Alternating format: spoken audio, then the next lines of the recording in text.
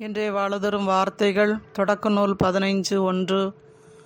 அஞ்சாதே, நான் உனக்கு கேடயமாயிருப்பேன்.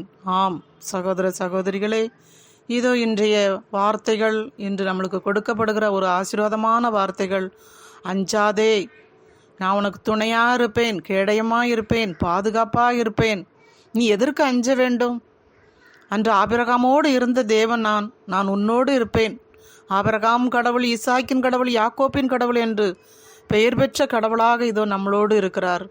எதற்கு இந்த உலக காரியங்களுக்கு அஞ்ச வேண்டிய தேவையில்லை, தீமைகளுக்கு அஞ்ச வேண்டிய தேவையில்லை, நோய்களுக்கு அஞ்ச வேண்டிய தேவையில்லை. அஞ்சாது இருங்கள், நான் உன்னோடு இருக்கிறேன் என்று சொன்ன தேவன் நம்ம வாழ்நாள் முழுவதும் நம்மளுடைய சன்னதிகள் மூலமாக கூட இருந்து வழி நடத்துவார். நம்ம எதற்கும் கவலைப்பட வேண்டாம். அந்த ஆண்டவரை நம்ம போற்றி புகழ்ந்து ஆராதிப்போம், மகிமைப்படுத்துவோம்.